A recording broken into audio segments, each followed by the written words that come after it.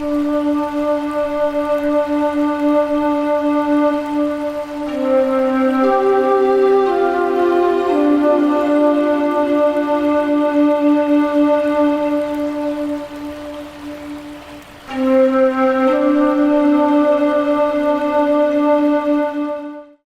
everyone. This is another Freedom to Feel conversation, and my guest today is Justin Briggs. He is a transformation coach, climbing coach, the author of The Inevitable Transition and Lightning Strike Survivor. The Inevitable Transition, that's the title of your book, and then you're also a lightning strike survivor. That's fascinating. I don't think I ever talked to anyone or met anyone who have survived a lightning strike. But we'll dive into that in a moment. The full bio will be at the end. The question that I love asking all these conversations with is, how would you introduce yourself? Who is Justin as of this moment? Yeah. I think the most basic answer I can say is with words that I am me. I think we do a lot of describing, like your introduction was, a great description of things that I do and things that I have experienced. My best answer would probably be to just, sit here and sit quietly and be observed for several minutes, but that doesn't lend itself for our setting currently. So that's the best that I can do right now. Yes. What inspired you? I know this goes into your book and your experience with lightning, but from the backstory, what inspired you to become a coach, a transformation coach, and why transformation coach? Yeah, it's been a culmination of different jobs, careers, backgrounds, experiences. I've coached different athletics over the years. And pulling from that, I've worked in education for years. I've worked in therapy for years. So kind of the best aspects of all of those things, because, certain limitations are present in each of those fields. So trying to create the best kind of system and help for people from all the positives of each one of those things. Yes, yeah. So what is your idea of reaching our potential, and what's the goal really? What it's the happiness, inner peace? What would you say, Justin? Yeah, I don't know where the quote comes from, but the goal or the end is the journey is what I've focused on for myself and for others, that enjoying the process is the best part. And, like it comes back to what you were saying about being present in the moment. And, if you're just striving and suffering for, weeks or months or years to reach that final destination, then when you get there, it feels empty. And when you kind of focus on, the struggle and the triumph and all the lessons learned along the way, then when you get there, it's so enjoyable that you're grateful for being present in those moments. Yes, wow, that's a huge lesson for all of us. And I wonder if that is basically the main lesson of being here in this human reality. Would you say that that's what it is, to be present within the journey? Yeah, and enjoying, what we have and all the changes that come along. I think I've noticed this recently with, a lot of interactions where a lot of people are afraid of death, obviously, and it's a huge change that we're unaware of and, have no idea what comes next. Right. And if you're continually stuck and unwilling to change, then that fear, I feel like, is a lot of times higher. And the more willing and the more you enjoy the change and challenge, kind of the more openness there is and less fear comes along with that. Yes, that's a big one again, fear. Yeah. What do you attribute that to? Is that survival mechanism that we are still wired in a very ancient way biologically? Yeah, I don't know. I just have seen the, comfort versus discomfort or change and challenge. And Yeah. yeah, I guess I haven't really thought about where that has evolved from and kind of its purpose. And that's, whatever it is or why ever it is, it's there, and it's something for, everybody to kind of deal with. So the topic is, the title of this episode is The Mm-hmm. Power of Manifesting in All the Ways We Can Create Our Reality. So manifesting, that's an interesting thing. But before all that, I have too many questions here Yeah. for you. Talk to me about your experience, the book that you have written, The Inevitable Transition, Mm-hmm. and the lightning strike experience. Yeah, I would say they're connected. The inspiration and kind of motivation for the book came, I would say, shortly after the lightning strike. Yeah. And, not even realizing that it was manifesting something, but something that I wanted to create. And I had the ability to do that. With the lightning strike, it was, let's see, 9 years ago now. Yeah. It's easy to remember because it was a week after my youngest daughter was born. So it was while I was at work. I used to work in a wilderness setting with teenagers out in the woods and teaching skills, and had gone through years of thunderstorms and never really worried about it in the mountains in Georgia. In the summer, it's just storms every day. And for whatever reason, that day had a strike right in front of me and knocked me down. And I, was able to stay conscious, which is really, I guess, beneficial.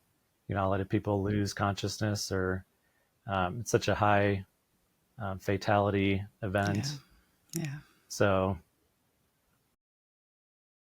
the, I guess instead of going through, all the play by play of it, I'll say I'm glad that I was conscious for it. And, it was something right away I was, I don't know if I said out loud or was just thinking, about staying alive and wanting to stay here. It could have come out of my mouth. I don't know. But it affected my body. I was immobilized for quite a while. The closest thing I can say is if you ever see someone get tased and all their muscles tense up all at once, so all the electricity absorbed in my body and kind of locked everything up and caused some damage. So recovering from that took quite a while. Yeah. Yeah, I'm sorry you went through that, though. That's interesting how much pain we humans go through in this experience, and how many of us kind of learn from it. I'm just really transformed from it. That's incredible. So you mentioned before, I think I read it too, that this is something that unconsciously you were actually attracting this type of event. Yes. Is that something that you thought about before, actually? The thought came to mind before this happened? So it was actually just a direct statement about a year before the strike happened.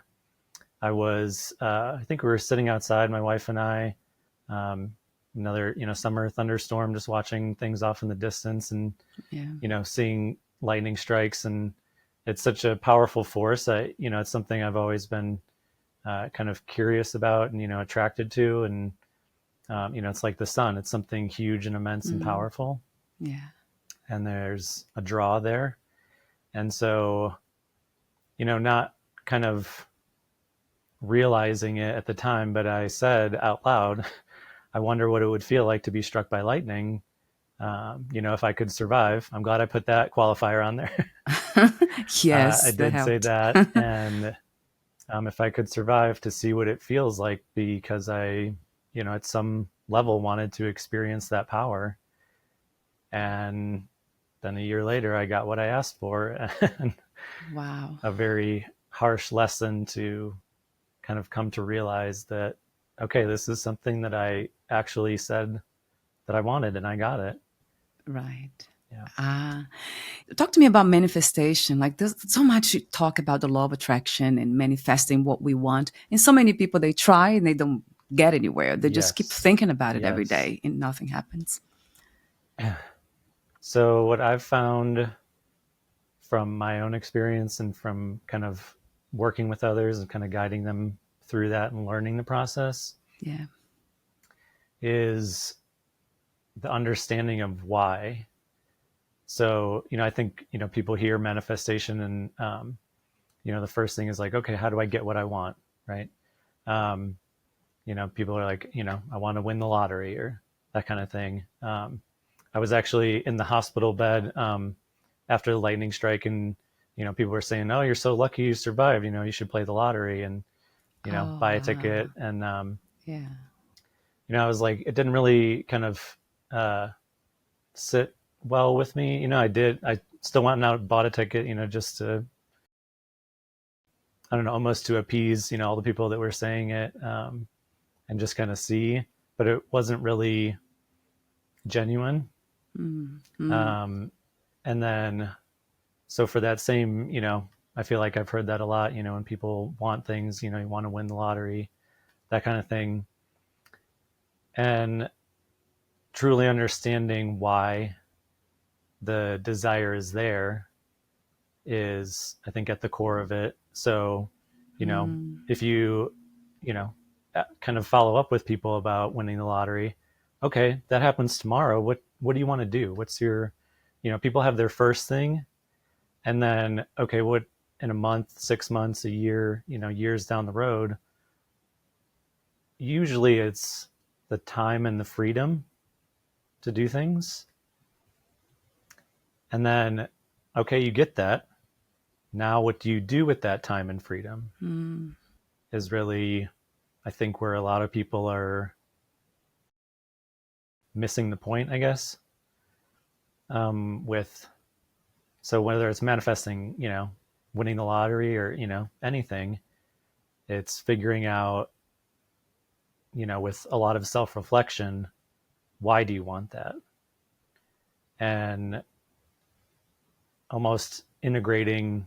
There's a lot of integration that goes on with that. Um, is it just meeting an external need, or is there something deeper? And then also, once you get it, then what do you do with it? And kind of the other part of manifesting is, okay, you have already achieved it. It's already happened. If you've decided it, you've kind of seen it. right. It's just an event in the future that's already happened, and you're catching up to that point. So then understanding and living out, okay, you get to that point. Now what do you do? Right.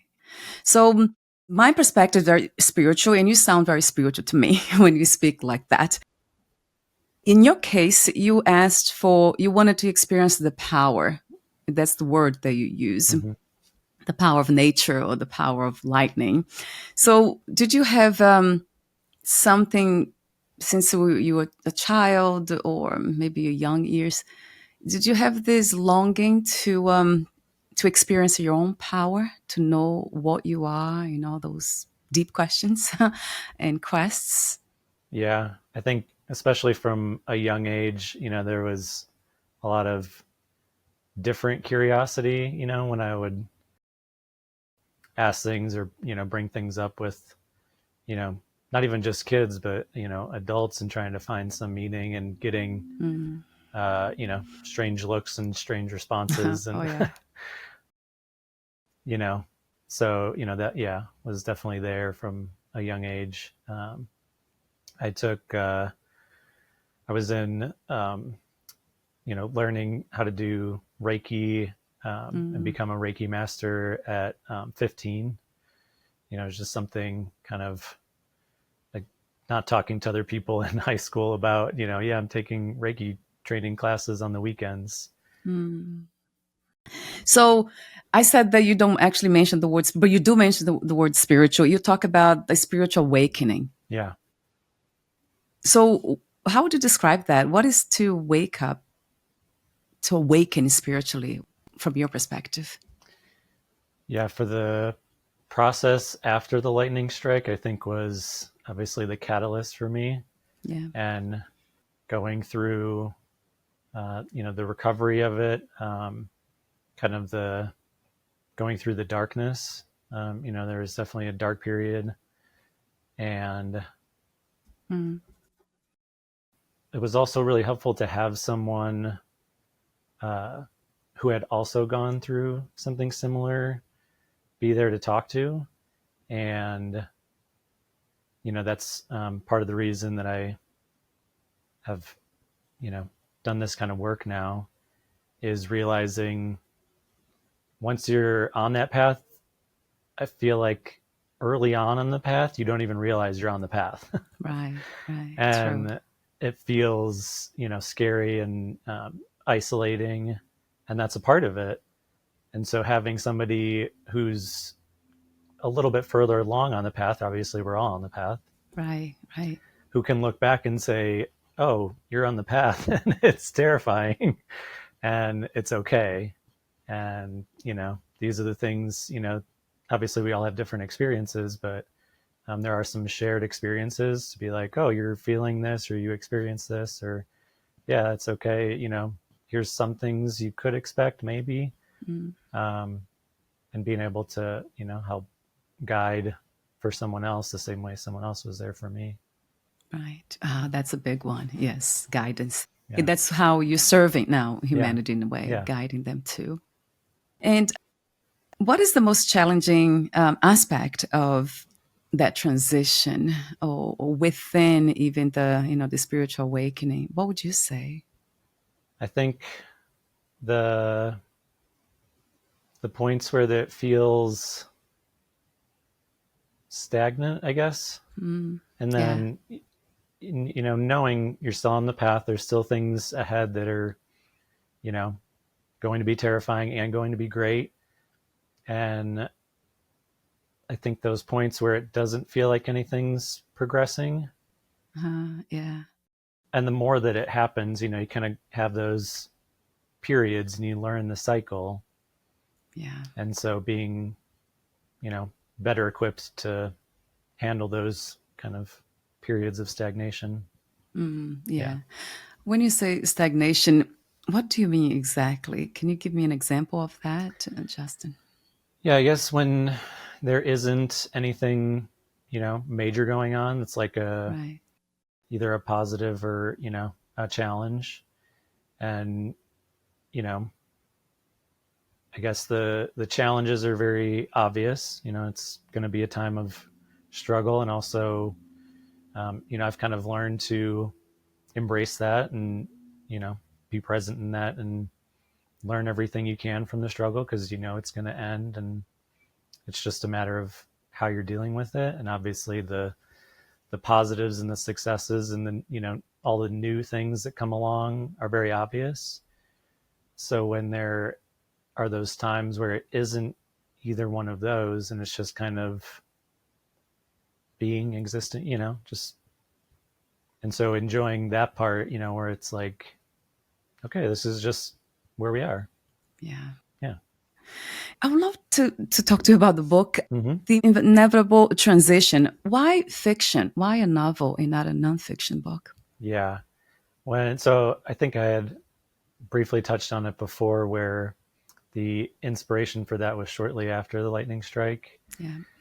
And the kind of first idea of it was thinking of a movie. And when movies come out, I feel like, especially in the last few years, a lot of things are sequels and remakes, and there's a sense of there's nothing, or there are less things that are kind of new and novel and Yeah. different coming Yeah. out, and wanting to think of something and create something that was new and different, and not really knowing kind of the process of writing a screenplay and getting a movie made, and Yeah. Goodwill Hunting story of coming out of nowhere.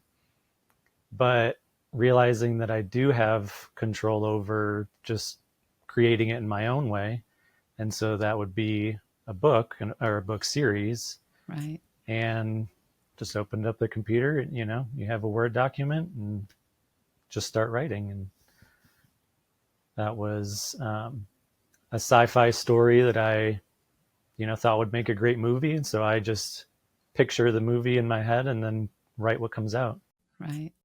You said on your website under About, you say, my communication has been the greatest evolution. Is Mm-hmm. that still accurate?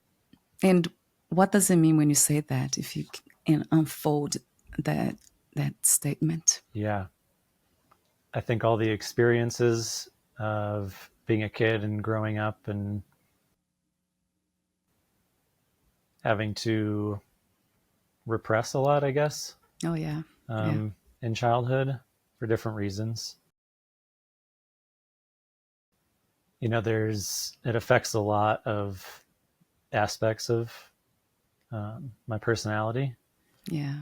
And so realizing kind of how I communicated, into young adulthood and adulthood, and getting, experience and lessons learned, and finding out healthier ways to communicate, and then integrating that into my everyday life. It's still a struggle because there's so many things, wired into us from a young age. Oh, yeah. And breaking and changing patterns is, a long, patient process. Yeah. So, yeah, I think from where I was as a kid and a young adult to where I am now is um, such a huge accomplishment. It's because it's a lot of work. So, and seeing, I guess, the not the result, but the beneficial interactions Yeah. with friends, family, strangers, whoever, to where I obviously have the memories of interactions as a kid and as a young adult, and seeing the difference now, especially with the people that are close to me and family members, and wanting to show care and love and being able to communicate in a way that does that now Yeah. is huge. So. Yeah. There's a question that I want. Yeah, I have to ask you this question. What do you feel is the reason we are here?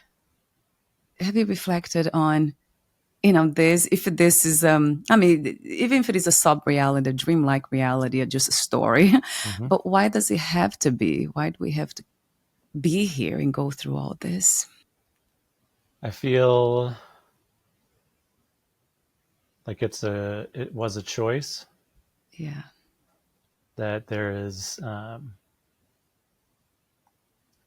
the whatever before and whatever after, and this is, a period in it, that it was a choice to come here and experience this. And I was actually just thinking about it the other day. So when I was, shaving my face in the mirror, and, it's not Yeah. a, I think, a pleasant experience for a lot of people. It's just kind of a chore that you do, you shave your legs, you shave your face, whatever you want to shave. And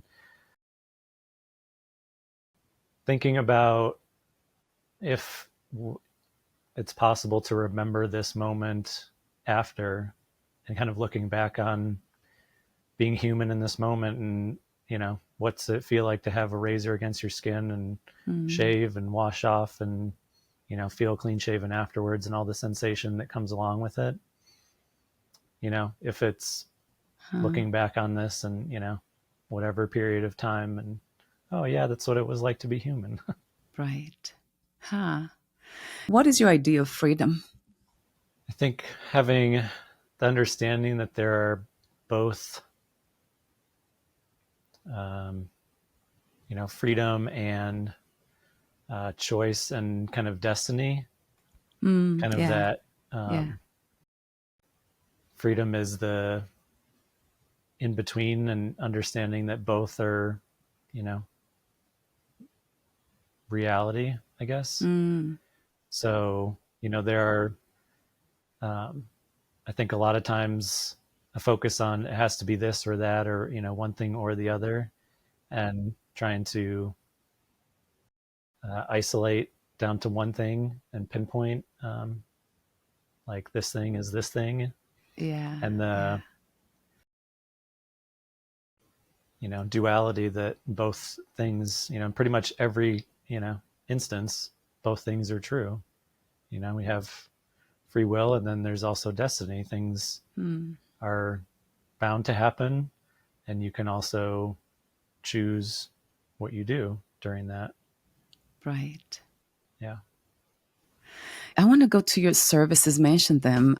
You offer a complimentary consultation, which is wonderful, and you have you offer a transformation package that's very interesting. It's a 12-week program, and Mm-hmm. then you had, I think you outlined the structure there on your website. So I was looking at it, Yeah.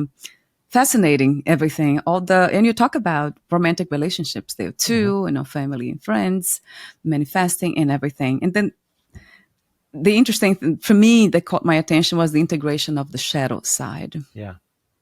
I would love to hear a little bit more about that if you could disclose the information. Yeah. So that's a topic that is, I think, one of the more challenging things that we focus on with Yeah, clients. right. And I think it depends on the timing of it. It's not always something that's everyone's ready for. Even if, like they read it and saw it and I told them about it and they're, you know, kind of, Yeah, mentally want to kind of jump into it, whether it's like, it's just a timing thing, and it, it comes from, so many experiences of my own, and, seeing other people's, kind of tapping into those things from the past that have, made us who we are. And so,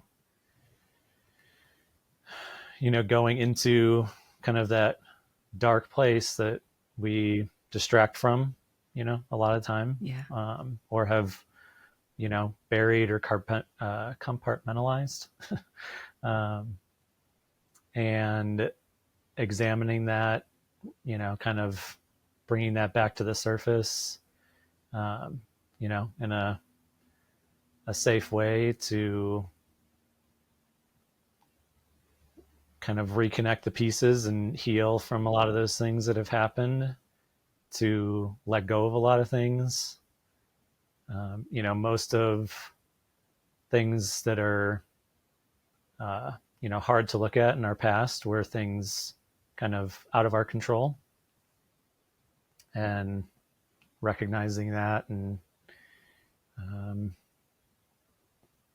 yeah, working through that is challenging and scary.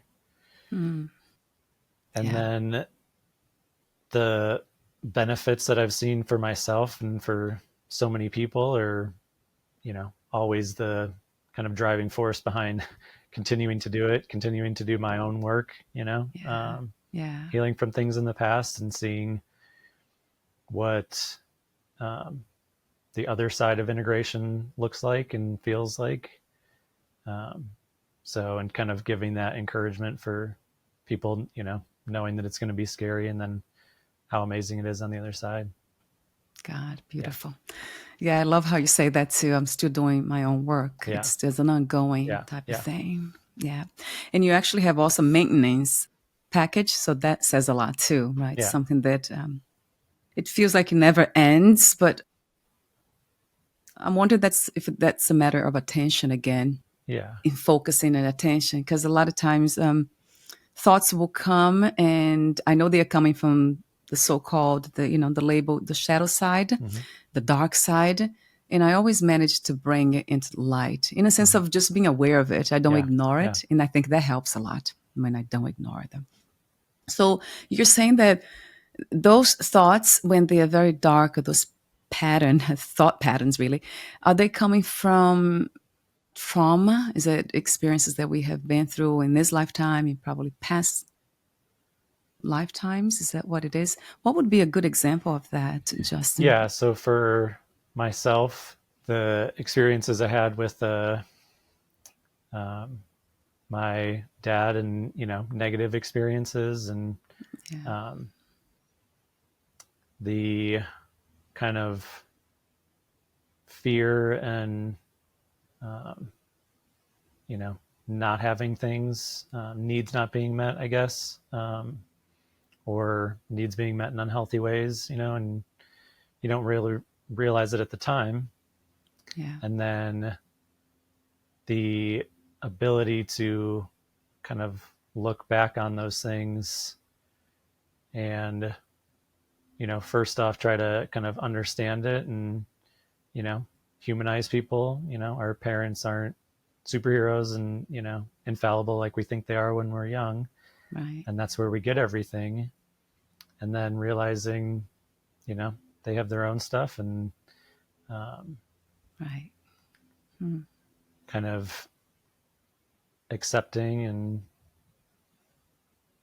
coming from a place of love, like you were saying. And that goes a long way to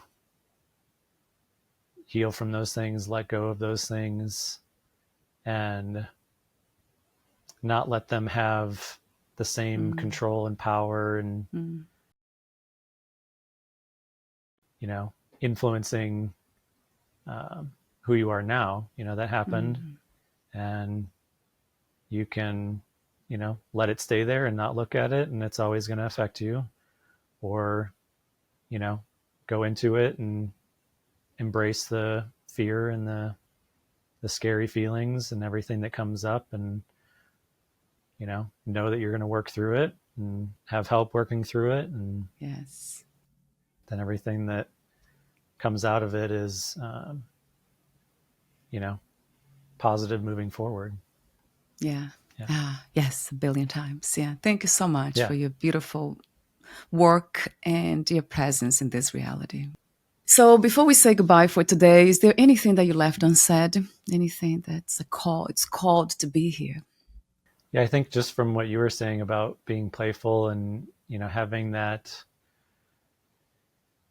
certain aspects of being a kid and continuing that, I Mm. think I've seen so many people as they get older, and, you get bogged down with so many things and get jaded Yeah. and, get serious. And I think I've seen the happiest people, keep that kind of curiosity and playfulness from childhood all the way through. It definitely ebbs and Yeah. flows, and, Yes. it's more challenging to be playful at certain times, and, or if it doesn't call for it, it's understandable.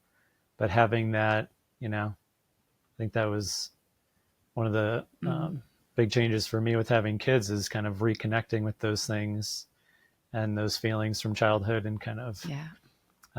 having that rejuvenation of playfulness and joy. And yeah. Yeah. That's well. It really feels to me that they are powerful teachers, and if we Mm-hmm. follow that, we'll change everything. But we usually like listen to the rational mind, the fears, and all the hidden everything. It's just very interesting how we are. I mean, how we came to be, really. So I want to mention your website too, bringscoaching.com. I'll have it on the podcast notes. It will be clickable and easy to go there. It has been amazing, Justin. Thank you so Yeah. much for your Thank you. patience. Yeah, I know we met before and technicalities, and then today was not easy, but it was still playful. we That still was made good. it Yeah. through, I and appreciate it. it was amazing. Yeah, thank you so much for your presence again. Your Thank you. wise, beautiful presence in our reality. Thank you, and we'll meet again. All Bye for right. now.